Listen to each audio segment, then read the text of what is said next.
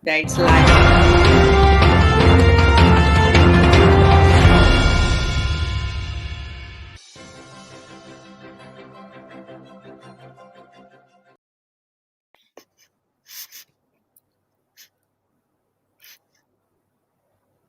We on?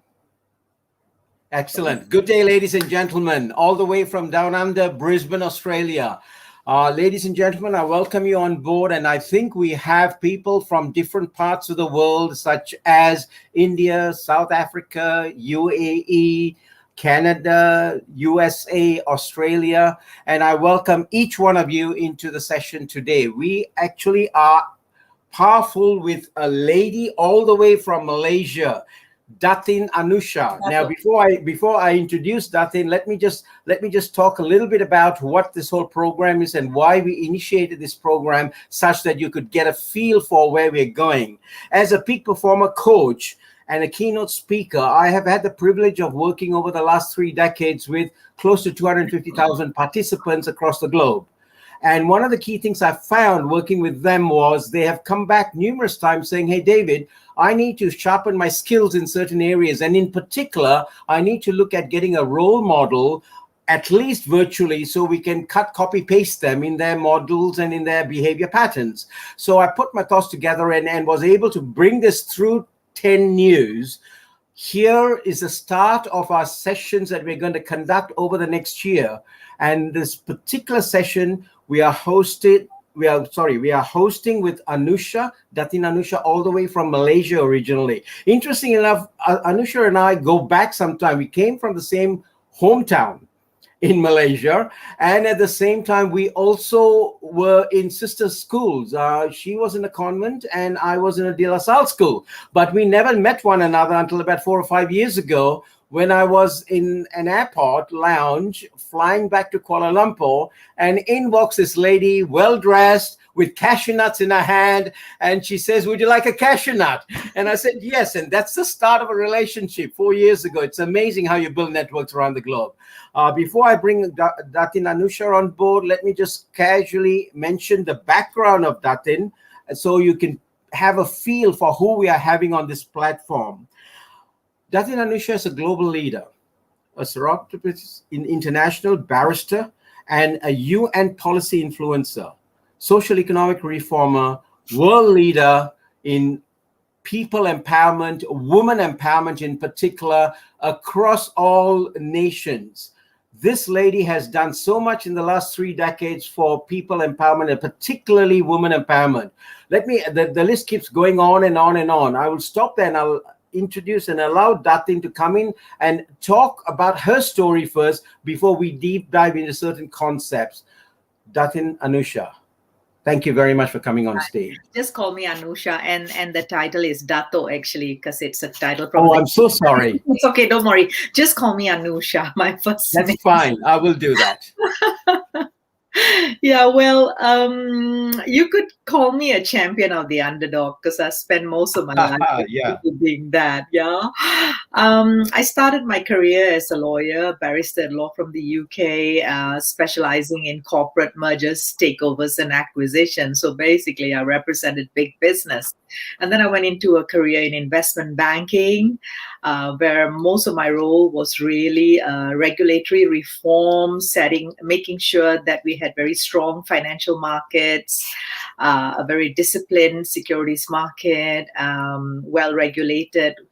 And I spent a lot of time on law reform, making sure that the laws serve not just big business, but also the common investor. And then I came out and started my own practice as in pioneer in investor relations in Malaysia. And over the years, I specialized mainly in corporate governance and sustainable practices. And then I also developed a career towards volunteerism, working through various civil society organizations, intergovernmental agencies, right up to United Nations. But all the while conscious that one must leave the planet a better place. One must do things that enrich the people.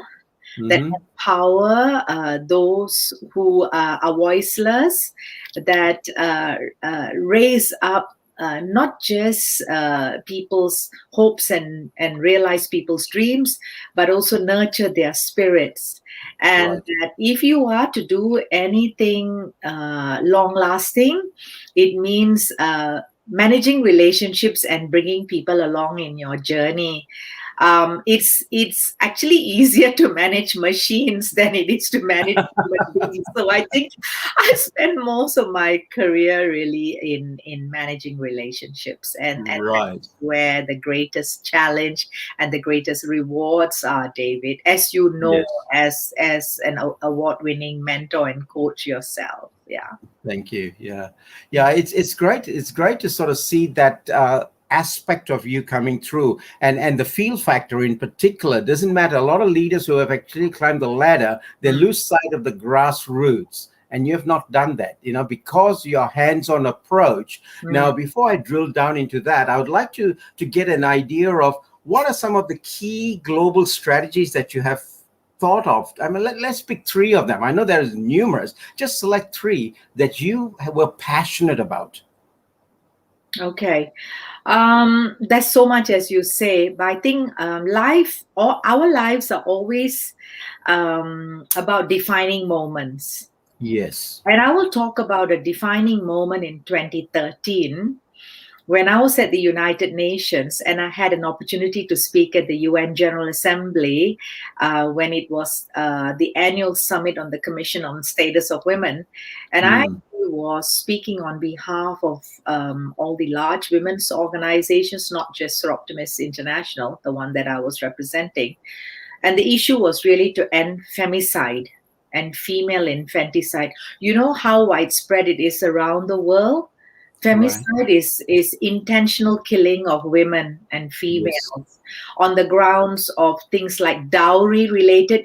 This is an Indian audience predominantly, so you know Yes. about dowry killings, you know Yes. about honor killings, where if you are going with someone from a different community, they actually hire hitmen to kill you. They actually made a movie out of it in Canada. Mm-hmm. And then there are things like killing women on the grounds of witchcraft. I mean, there was a sensational case of an international journalist who was actually carrying out education and empowerment of women in villages in Papua New Guinea. And Mm, because the women became so, bold and empowered that they could stand up to their partners who were perpetrators of domestic violence, the men mm, said that the women were possessed. That how right. come they were suddenly so strong? So she was actually burnt at the stakes, and we had to write to the Attorney General and Prime Minister of Papua New Guinea and bring it to the attention of the government. The same thing, like that infamous killing, rape and killing on the Delhi bus of this Yes. girl way back. And Yes. we had to intervene by writing to the chief justices of the Supreme Court, the Attorney General in India, right up to that the time Sonia Gandhi, leader of the Congress Party, when we said, "Look, this is ridiculous. We have to do something about it." So at that year, we actually got all the governments to agree to change all their laws in their respective countries to declare all these forms of killing as illegal and to have harsh penalties, Mm, to work with the health authorities and the police to actually take proactive action, uh, mm-hmm. intervention work and things. So that was one very big thing worldwide that resonated worldwide to end femicide. The second major global strategy was investor education. I've always been very concerned about stock market crashes, about Ponzi schemes, all these chit funds and, all these get rich quick schemes where people's life savings are all burnt up. And so Right. I felt it's very important, whilst you work with very big corporations who are listed on the stock exchange, one needs to have global coordinated action on corporate governance, on accountability, transparency, and disclosure of corporate information in a timely manner, so that the average person who is investing through their pension funds or through their own life savings should know all the intimate details of what's happening in a corporation before they put their money into it. So we worked with authorities around the world, with stock exchanges, with securities commissions, to make sure that we really have a concerted program for investor education. This is a ripple effect around the world, and I have been at the epicenter of it during the 1990s and the early 2000s, when markets were becoming very sophisticated, way ahead of people's ordinary citizens' capacity. That was at a corporate level. Now, the third one, very close to my heart, is to work with farmers. You would be surprised. You think, what is this corporate investment banker working with farmers? But again, it was my relationship with the United Nations and speaking at the UN that got me going about how the situation of farmers has been taken for granted. I mean, when you consider that, 65% of the world's food are produced by women farmers. Did you know that, David? No. I didn't even know that. Now, if 65% of the world's food are produced by women farmers, and yet 70% of the world's poorest people who live who earn less than US $2 a day are women farmers, will you be shocked? Something's wrong somewhere. Now, every time I drink my Starbucks coffee, I'll remember that and think about fair trade and whether these coffee bean producers are actually getting what they should be paid for their produce.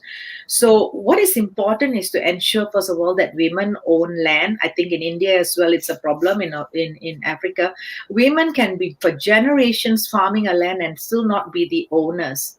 Women want access to ownership of land. They want access to finance, access to seeds, fertilizer, equipment. So again, a global strategy was to work with not just the FAO and United Nations Environmental Program, but also to work with governments, with foundations, with banks, ensuring microcredit is available to women. Because the day women are financially liberated, their farms will be more modernized and sophisticated. And that actually helps the global food production and food security. It is common sense, David. Yeah, I understand. One of the key things you actually touched with me earlier in our earlier discussions was sustainable leadership when you empower a woman. Now, how much of that have you seen when you worked through these three strategies, that woman empowerment flowed in automatically, as opposed to when a man takes it over, there are some resistance, so to speak? Yeah, I think when you empower women, you can actually see a great community ripple effect. We've seen that in developing women as village leaders and as community and women-led community enterprises.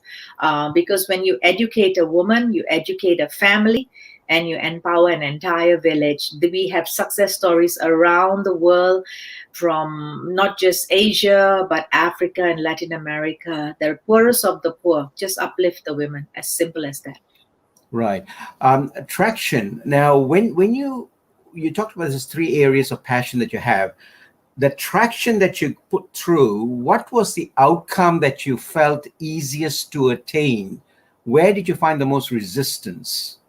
The biggest resistance is patriarchy. Yeah. Worldwide, we have patriarchal societies where, you're of Kerala origin, so you come from matriarchal society. You're used to having women on top, women being the bosses, David. I know. You're in a minority league, unfortunately, around the world. So patriarchy is a very serious problem. And I know. Male-dominated societies with cultural norms and harmful practices like female genital mutilation, child marriages, rearing its head everywhere. To oppress a woman is to quickly marry her off as a child and stop the education and get her pregnant and barefoot in the kitchen for the rest of her life. Yes. It's ridiculous. So what we do is we work with the media. The media, like 10 News, is a very powerful transformative vehicle. You need to change the narrative. We really need to do that. We need to work with the workforce in terms of bosses, employers, to make sure that there is equal opportunity, equal pay. Women have equal access to finance. Making sure that sexual violence is nipped in the bud, because one of the ways to oppress women is to violate them sexually, and it's Yes. it's it's very serious in many countries. The statistics, like for example in Papua New Guinea, is like 1 in 3 women has been subjected to some form of sexual violence or other, and some of it is horrific. And the Right. other one is family. Work on the family. Encourage love and compassion and respect. So patriarchy is a very serious problem. The other big barrier is getting sustainable financing or economic sustainability of transformation projects. It's easy to get money to start a factory or to grow a business, but it's very difficult to do a project in the rural areas or to uplift, women, the rural poor, the disabled, or refugees. So there's always this struggle with getting fundraising and a reliance on volunteers. So what we want to see is a closer working relationship with governments who give out grants, with corporate philanthropic foundations who fund transformation projects, particularly to uplift poverty stricken people. And we need to develop women and young people to be economically independent. Right, That is right. such And do you see there's a gap in that economic independence between an Asian-based community and that of the Western-based community? Is there a gap in that as no to the youth, as surprise. to the youth?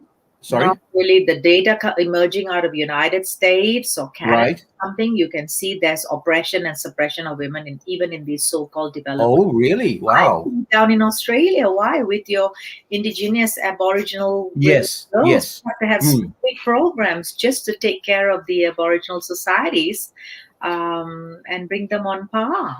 Yeah. Yeah, yeah.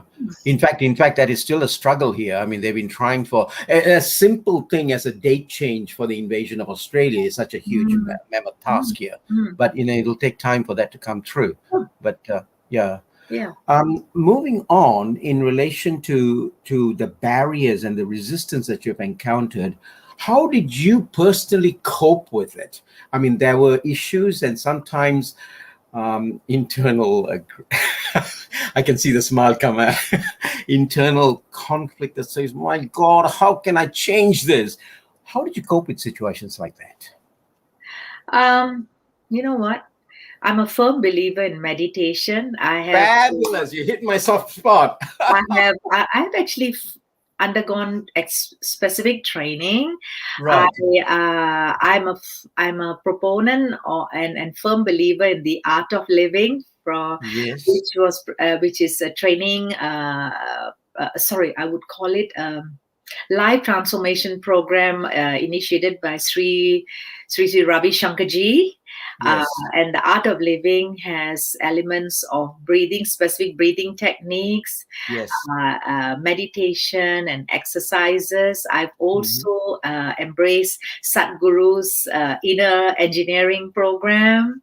Right. And I believe that when you manage yourself and your Hmm. emotions and your feelings, thoughts and feelings, if you are in control of yourself, then there's nothing else that you need to worry about. You know something, Everything you've else. just that's powerful, Anusha, because that's one of the closest things to my heart. You've just hit it. Um, I would like to open up a little bit here on your personal daily rituals. Do you mind sharing Oh, what sure. do you do on a regular basis to maintain that centeredness? Well, I always start my day with prayer. And when Uh-huh. I say prayer, it really doesn't matter what religion you are, because religion is an institution, an organization. I think it's mantra. It's I will center myself every morning, just bring myself within and Hmm. That first hour of the morning, sip my coffee and then go into meditative state and then sing songs of praise. I love to sing beautiful melodious songs of praise. Right. You can tell that I love singing. Full stop. Good. Yeah. It's a form of de-stressing and joy. There's so much joy that comes out of Exactly. singing. Exactly. Yeah. And then it's like Robin Sharma says, the 5 a.m. club or whatever you call it. I Yes. believe in that early morning fresh start. Well, we started the show at 6:30 a.m. Canadian time. There's no difficulty for me. I'm an early morning person. Morning Right. is the best time to plant the seeds of what you want to nurture for that day, what you Right. want to bring forth into this world. So that's what I do. And I set an intention. Hmm. Intentions are powerful. You set an intention for the day. What do you want to achieve? Create a list. I'm a firm believer in making lists, having a journal, Fabulous. putting my thoughts down and reviewing it at the end of the day. Every night is a time for introspection, for review and reflection on how the day went. And if you made some mistakes or you hurt some people, you have to ask for forgiveness. And you really have to also learn to forgive yourself, because I think I'm also a bit of a perfectionist. So I tend to be quite hard on my own self. Right, right. You've just capped it. I don't know if I think you are aware. I launched my book on the 1st of Mhm. January called I Excel Wide for Success. Yeah. And 60% of that book is structured on performance excellence, productive performance excellence. And you have just hit certain key elements that we have covered in that. It's Mm. powerful because that is basically what helps a person to not just center himself, but have clarity in thinking. Mm. Once you do get your clarity, decision making flows automatically, Mhm. and most don't realize that. And I can see that, when I first spoke with you on this particular session about a week ago, and even now that's flowing through, and your calmness and your serenity is just oozing out, madam. Yeah. Good. Now, moving on from there, we want to touch on a topic called collaboration, because I think you obviously had to do a lot of collaborative Yes. work in all of your areas of work. What were the key areas that you had to work through to get effective collaboration? First of all, I see collaborations as very powerful game changers, not something to be Mm, feared or to be stressed about. It can accelerate growth. It can yes. certainly help you to expand market territory and build market share. So it's critical. What is important for any collaboration to be successful is trust, Yes. cultivating trust. If you cannot trust people, how can you collaborate with them? So which means Mm, doing your due diligence, uh, always do some background checks, always do thorough research. I believe data is powerful. Find out what the strengths are, because if every one of us has strengths, David, and if you and I were to collaborate, we would really want to leverage on each other's strengths and build yes. a relationship. But for it to work, you need to have a sense of shared values, Mm, a common mission, a common goal. Goals are important. Collaborations is successful because you can save a lot of costs and have economies of scale rather than going alone. I think in the service sector, particularly, it is worth boosting collaboration, because those of us who are involved in services, we know that to have a global empire and to reach a biggest target market as possible is the way forward, is collaboration. Like you see that in financial services and banking, in IT, in software, in big data management. I think also collaboration helps you to tap creativity and innovation, because sometimes we may not be innovative, we may be operational people. Some of us are very good at developing human beings, but we are not very good with systems and processes. So collaborations help that way. And certainly in event management, when you're doing large scale events and you mm, really want to cross the globe, like for example, even with this show that we are having on now. We have to use all available social media and outreach to attract our audience to come and join us. Right? When you started working in collaborative manner with some of the leaders in different political scenes, how did you have the trigger of ensuring you were in sync with them? Did you have to adapt, or did you get them to adapt to your theme? What process did you It put in works place? both ways. Yes. Like I said, you have to have trust and confidence first, because once you have built trust, and you are then open to sharing, right? You are willing to disclose information that otherwise you would not disclose to the other party. Um, Building relationships takes time, and it takes effort. And I think if you're working with governments and politicians, it's a slippery slope most of the time, because you don't know where you're going with them, particularly with politicians. I think that's a subject of another talk show. I could I do an know. entire talk show on how I've dealt with politicians and governments.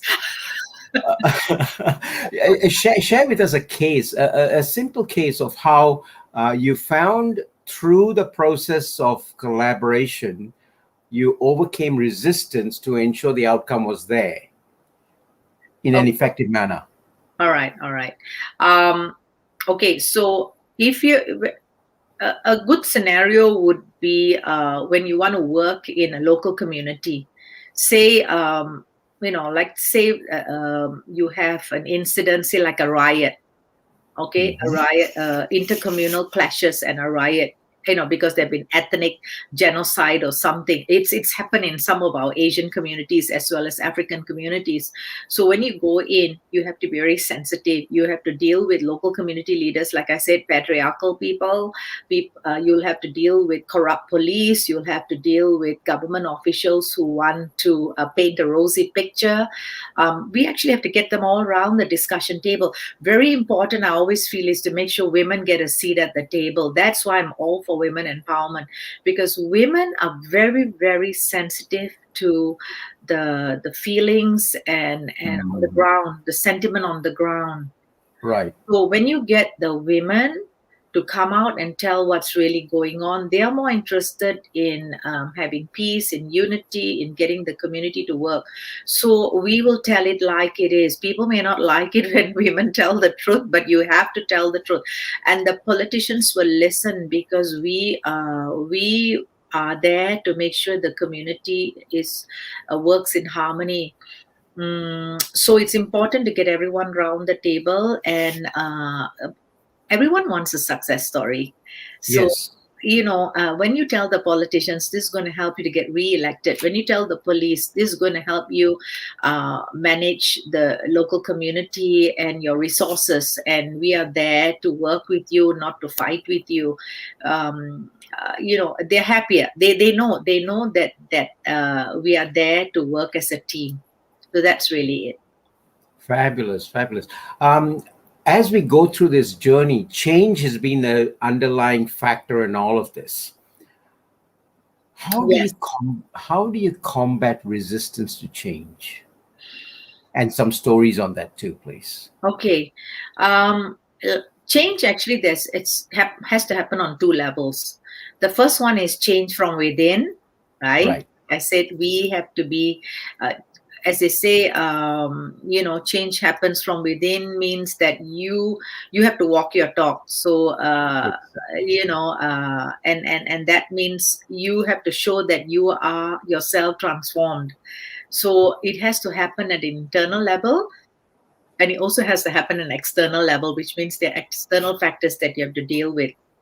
I think for change to happen, it has to be a process where you achieve buy-in, get buy-in from people. And the only way, there are many ways in which you can get buy-in. First of all, one must be empathetic. Empathy has been underestimated around the world. But when you show people that you actually care, that you empathize with them, that you understand what they are going through, and that you want to take them on this journey where they get the best out of themselves, people will come along, David. I think you must have seen that in your Yes, transformative work.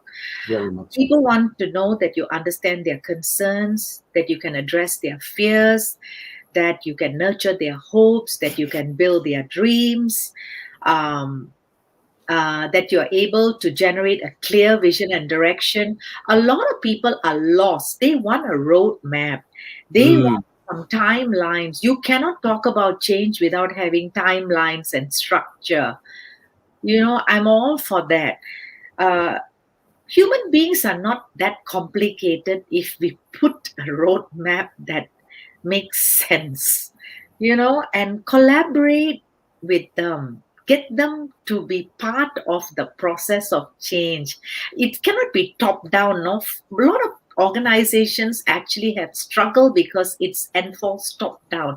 It has to mhm. be bottom up. Particularly when I work in voluntary organizations with volunteers, it's not like employees. You can't fire them. You have to manage and Work work with with them. them. Exactly. It's so difficult, paying them. You can't get rid of them. You have to make sure that they are in tune. So celebrate success. That is a great way, David. Every step of a process of change, celebrate it. When you see signs of progress, any kind of achievement is worthy of celebration. Even in the COVID fight, for example, if everyone's wearing masks, I mean, just jump up and celebrate that you walk in the room and everybody wore masks and no one resisted and went around saying, hello, I'm not getting COVID, I'm not wearing a mask. It's the simple things like this, right? And be prepared to modify, adapt, and refine whatever you do. It's okay to make mistakes. Just be prepared to learn and grow. I think most people are afraid to make mistakes. I think that is sad because mistakes are the way in which we learn and grow. Yeah. Yes, yes, yes, yes. Um, uh, Adding to that, if you can just inculcate a story on your NGO experience where change was a resistance initially and how you combated that. Okay. Uh, one maybe one example would be in terms of the sort of projects or programs we wanted to do. You see, in the volunteer world, it's very uh, easy for us to come together just to do a fundraising event, a gala Mhm. dinner, a walkathon or something, marathon, just collect money and just write checks and give money away in charity. Loads of civil society organizations around the world do that. Or it's very easy to just carry placards and march through the streets and expect change to happen. Now, when Right. you actually want to do grassroots programs, like actually go down to the ground and help to build toilets in schools in Pakistan, say, so that girls can get an education, because that's a serious problem. One of the ways to prevent a girl getting educated in Pakistan is not to have toilets in schools, because then girls don't go to schools, because girls need to go to toilets. They can't do stuff in the open, right? So Yes. there's resistance. You have to go and build toilets. You have to go and help women to build uh, wells so that they don't have to keep walking miles to the river to carry water. Or you need to get people to put solar on their roofs, or have photovoltaic cells in their little village homes in Cambodia, so that children don't become street kids and can do their homework at night when it gets dark. But Hmm. for volunteers to do this sort of work, it's like they think it's hardship. Oh my God, I have to go out there. So what we do is that we actually we create documentaries, videos. When they see that we are actually bringing those stories alive, they are motivated, because they know, hey, we are not these invisible people in the background doing stuff no one knows about. And then when we share it on social media, and then we get young people volunteering, willing to come out as what we call volunteerism, because young people like to travel. Of course, now with COVID, nobody can travel Exactly. anywhere. But back in the day when we could still travel, young people would be motivated to go to some of these poorest, remote parts of the world and just volunteer. So when they see young people coming forward and volunteering, then it motivates the older members to be rejuvenated. So that was the push factor, really. That was a powerful aspect, because I had personally experienced that aspect working with an NGO here, where we were coaching Pan India, the leadership. What this organization did was went to corporate India and selected different organizations to contribute either 1, 2, 5, or 10 of their employees on a weekly basis to go and re-educate the parents, not in the villages, but in the tribal communities in India. Okay. And in so doing, it was a huge task. So I had to go through the process of training these leaders, we call them little leaders, to go out, and they had to have the nuances of understanding how the parents would react, because most parents in the tribal units wanted their kids to be at home so they could do the farming as opposed to go to school. Okay, so there was a conflict, and so that conflict was addressed in such a way that they eventually relented to allowing the boy baby or the boy child to go to school, but kept the woman, the girl child, to stay at home. And it took another process of convincing to get that. So that resistance was huge, and it took us close to about, I think, 18 months to transform that. And this is where most people don't realize the implications of how you need to understand the nuances of what is required from both sides so we can do the transformation. That's really good. Thank you so much for that aspect.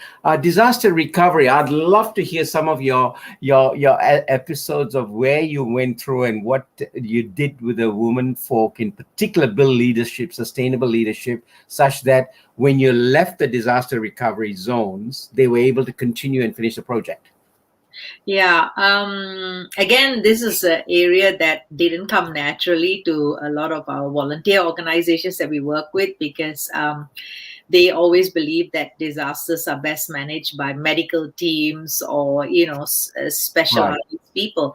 But what we found with a lot of disasters was when an earthquake struck or when there is a tsunami or cyclone or whatever, you get the first responders out there, from Doctors Without Borders to Red Cross and all that.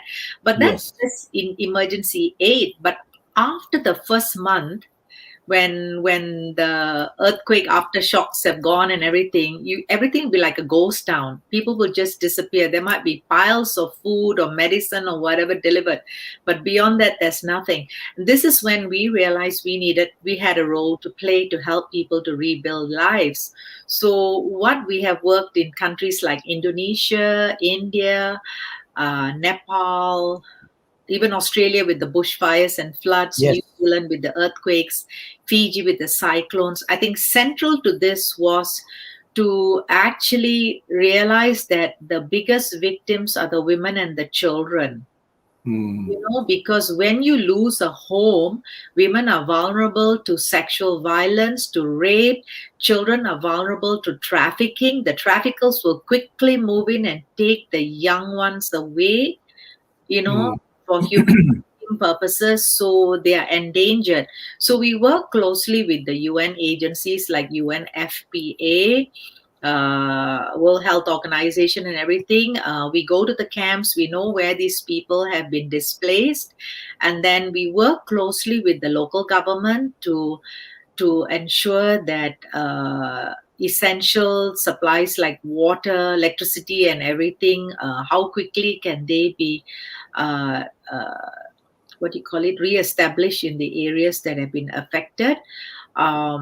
We found that it's important to quickly have shelter, help them to rebuild their homes, reestablish water supplies, and also to get schools going. Because if there are no schools, like in Nepal, we found very important, if you don't build schools quickly, even if it's temporary, simple schools, the girls will be trafficked for prostitution.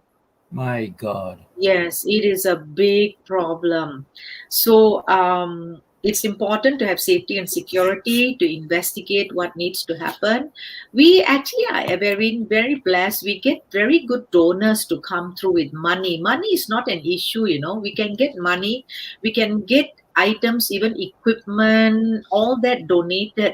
But is to get people on the ground to actually go and do these projects. It takes time Mm. to build wells, to build toilets, to put pipes together to bring pipe water to say Indonesia to the homes after the floods. Because if you don't do anything, it could take years for the government to actually restore water supply or to Right. restore electricity. So we need to move and rehabilitate.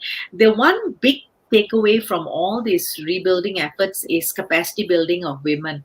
We have found a simple but effective way was to actually put women in charge as leaders of projects to rebuild villages.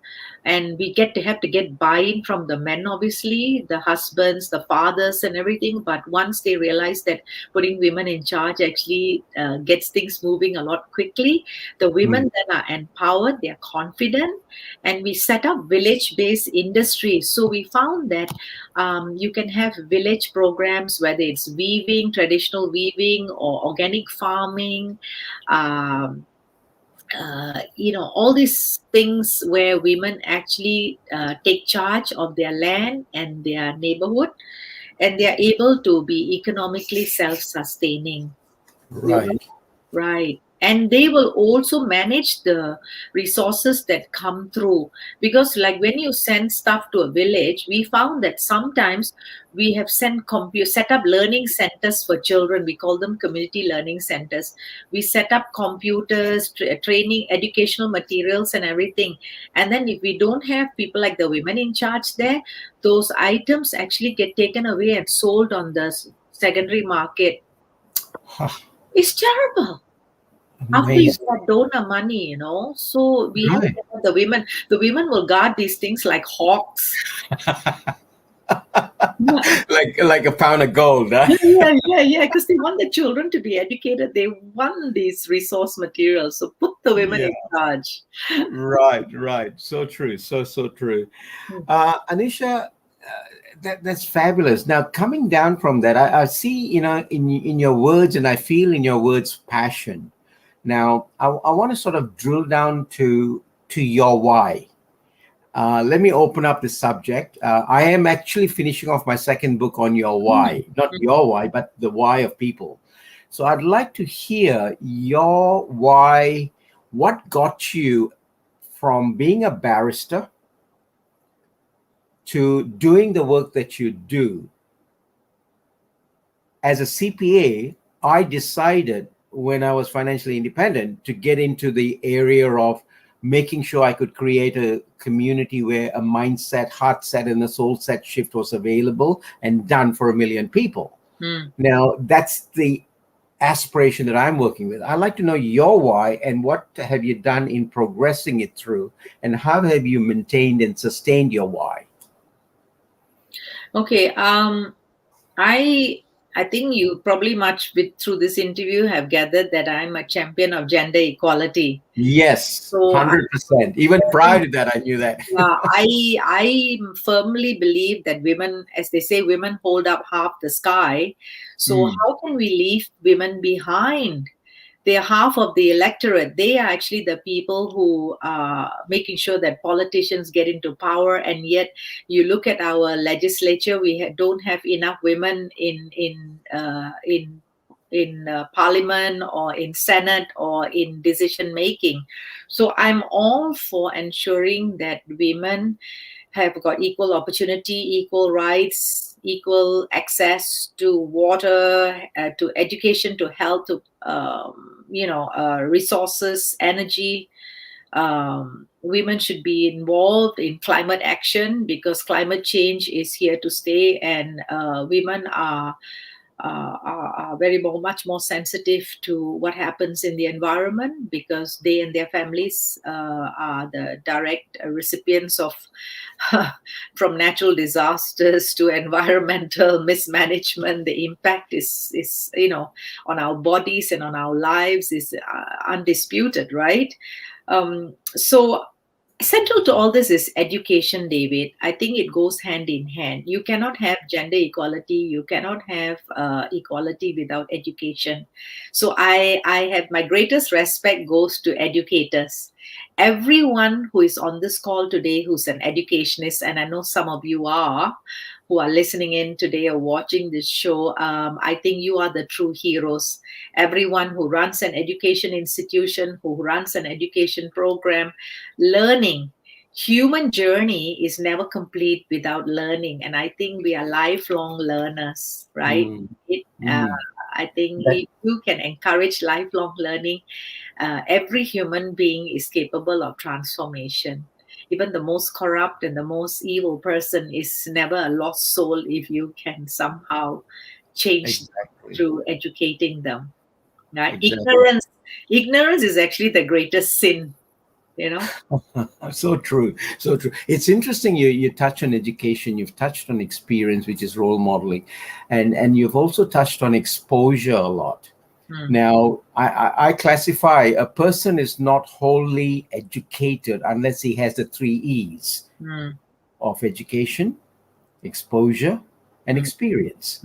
And as I started this discussion by saying, my prime focus in having these weekly shows is to bring people like yourself as role models that others can emulate and actually cut, copy, paste is what I say. And that's the prime motive here. Now, coupled with that, another thing that sticks in mind, as you pointed out, my dad told me this: the day you stop learning is the day you die. Yes. So education, as you pointed out so rightly, is to the day you pass away.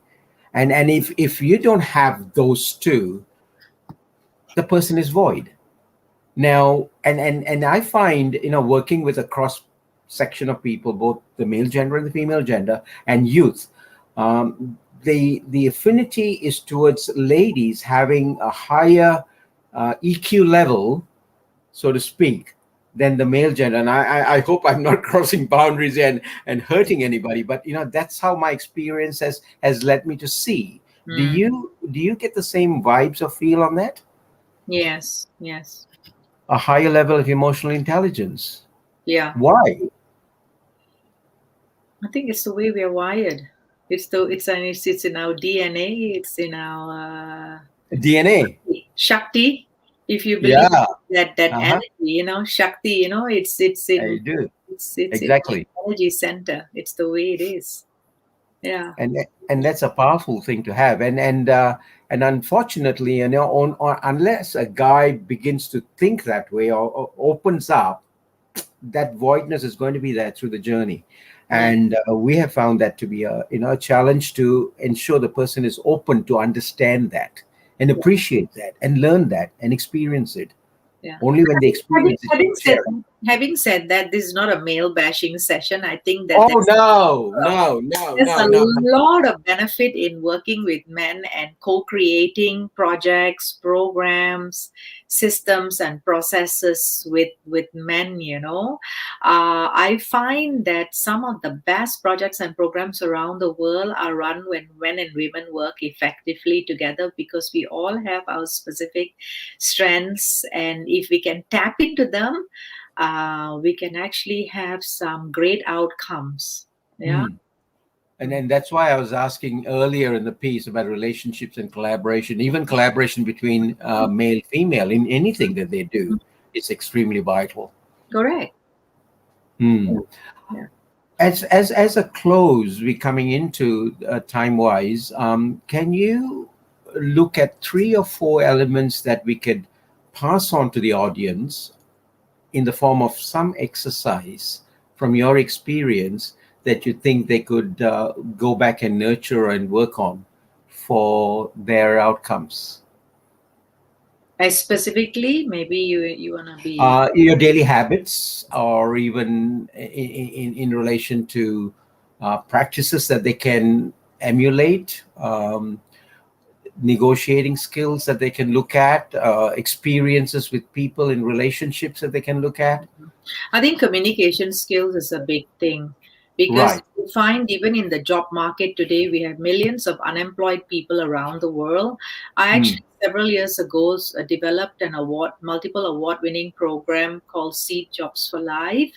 It is to educate, empower, and enable young people between the Right. ages 18 and 30 to get jobs, dream jobs, and to even if they don't get a job, it's to transform them from job seekers into job creators. So central to that, we found that a lot of people are unemployed today because they have very poor communication skills, soft skills. I think Mm. it's good investing your time in developing the art of speaking, the art of public speaking, communicating effectively with positive words.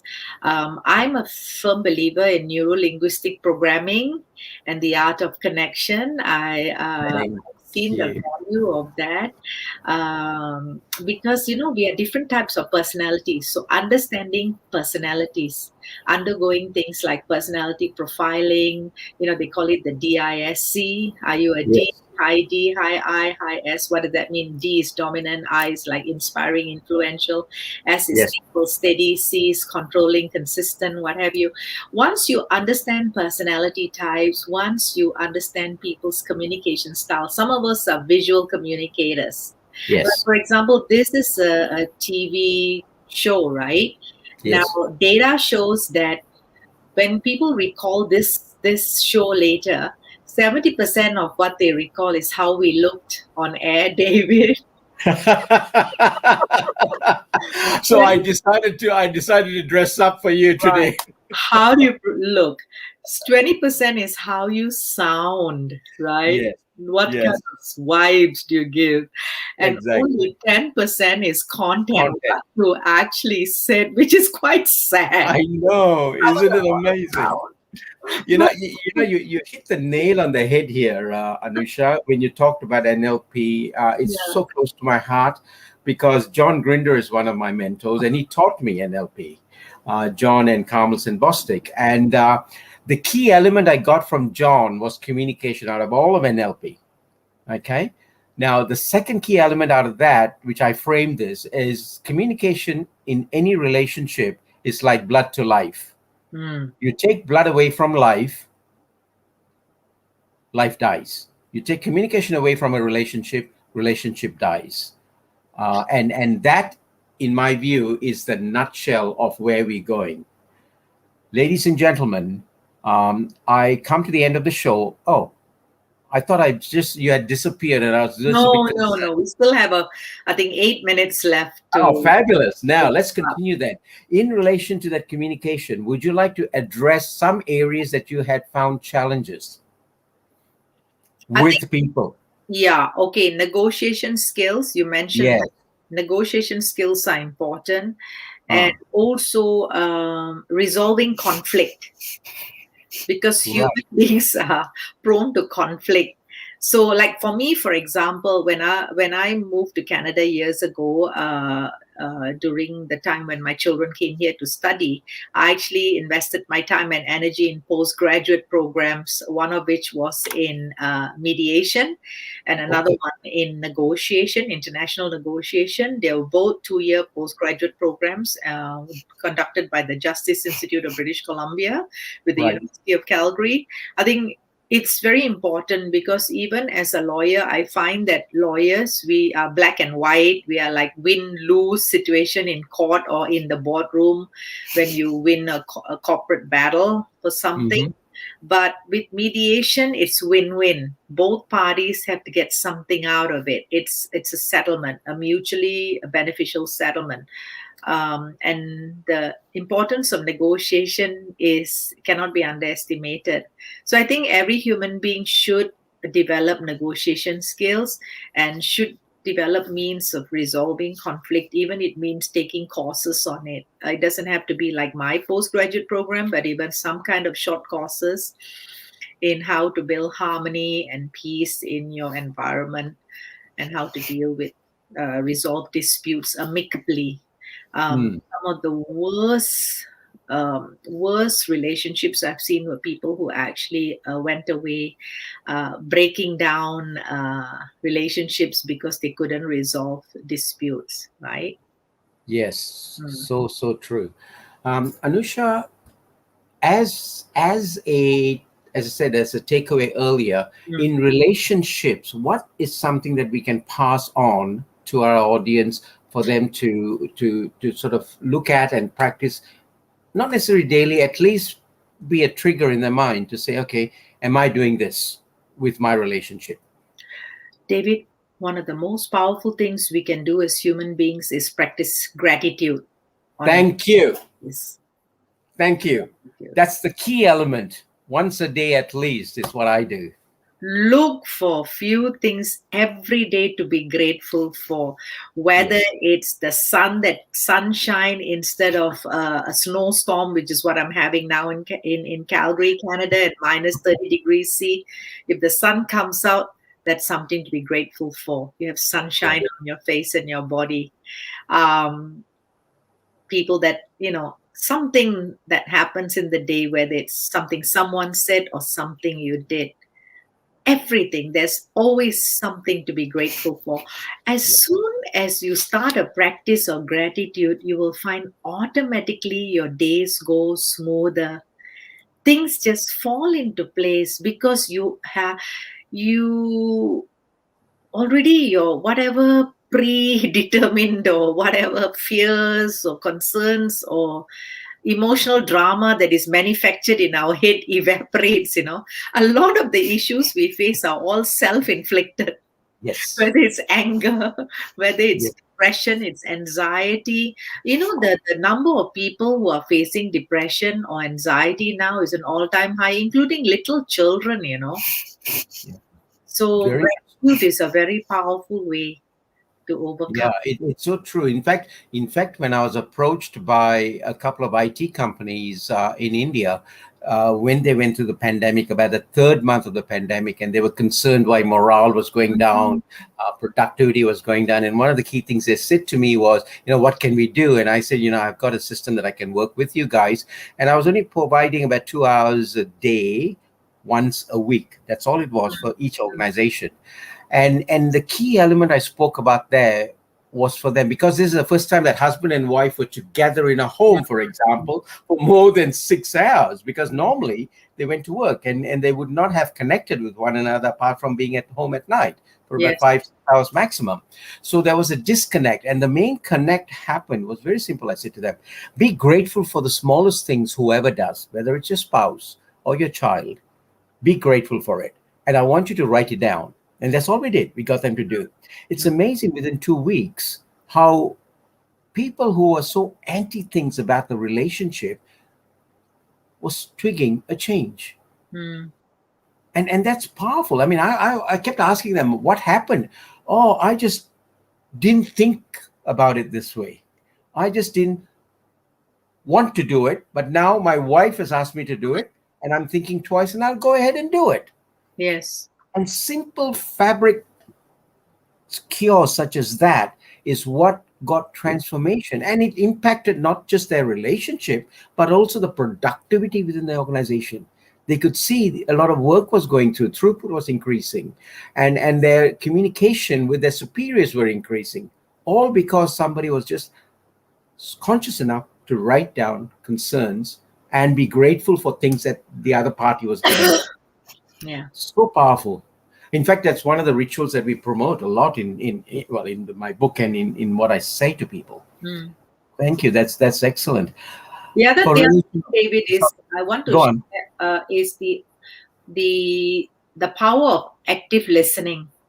I think people need to listen more. I think one of the things we have realized with COVID and with working from home and working through Zoom and all this the virtual working that we are doing is that we have whether consciously or unconsciously, we are all developing better ability to listen. Yes. You know, Yeah. right? The art of active listening is a very powerful tool. I would encourage all viewers and listeners to actually develop that skills, because it is in listening that we actually learn Yes. more about the people around us, about situations, and we're more conscious. And Yes. as this topic is about conscious, mindful leadership, you become more conscious when you listen, actively listen. Most people are listening with the intent to reply. So we are formulating replies as someone is speaking. So we are not actually listening. That's why Exactly. you need a pause. In while someone is talking, you need that little bit of a pause before you respond, because then you process.